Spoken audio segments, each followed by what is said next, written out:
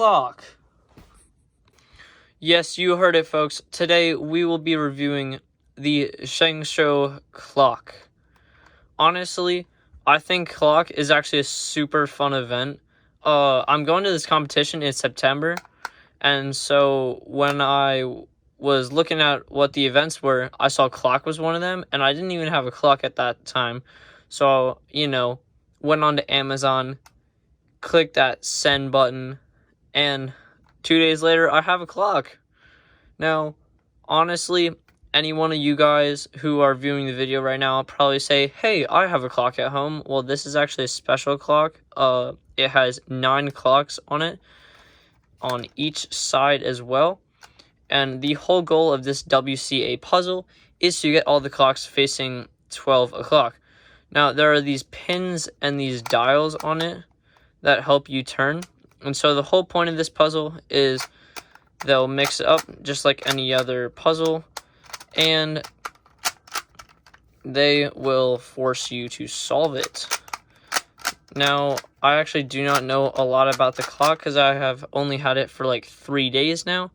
But what I do know is that you need to solve it by turning all of them to 12 o'clock. And you do need to follow 3 steps into solving it by making a cross, another cross, and then solving all the corners. Now, I learned from JPerm.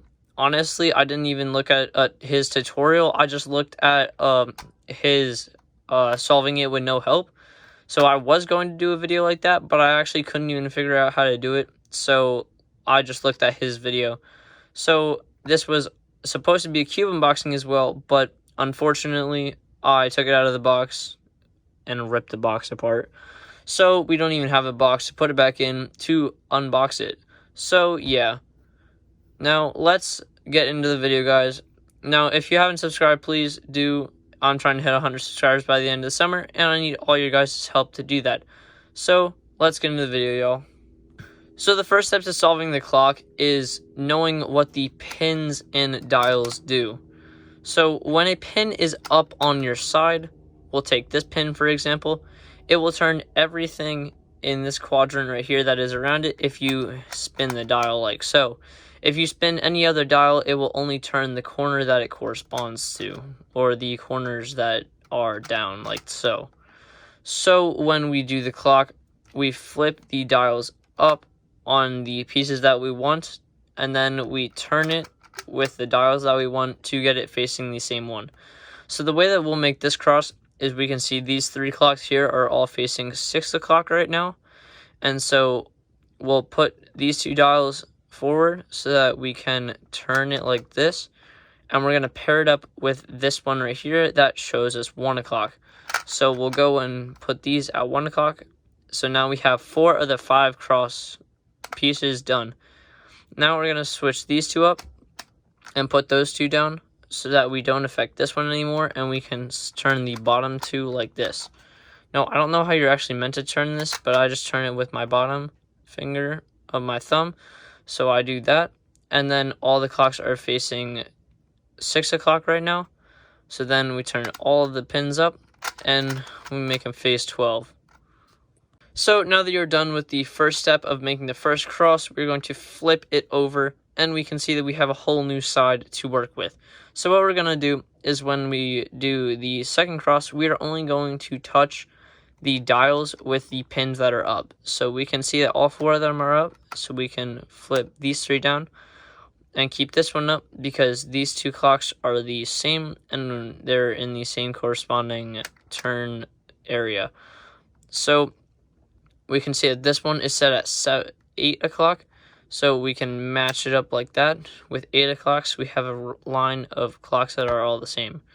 Next, we can put this pin up so that we can turn all these, and we can make them all face 12 o'clock there so that it matches up this one. And same thing like the other one, we'll spin these 2 clocks up and move it so that this one faces 7 like the top one. Now we have our cross. We can turn all the dials up and turn the levers, and we have our second cross done. And if you did it right, the other clocks should be unharmed as well. Now what we're going to do is we're going to put every single pin up except for 1. So just pick one and you're going to put it down. Now, when you put it down, you're going to make sure that you do not touch the spinner that it is corresponding to with the pin. So we're able to touch this one, and this one, but not this one. So what we're going to do is we're going to spin everything so that all of these clocks here in the cross are facing to 6 o'clock.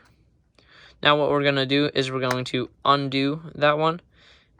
Now we're going to pair them all up with another clock. So we'll take this one that is at 12. We'll put this pin down. We'll make sure not to twist this one, because if we do, then it'll mess up the other side. We'll spin these clocks at 12 and we'll undo the pin. Now we have 2 more. Can do those relatively simple, like so.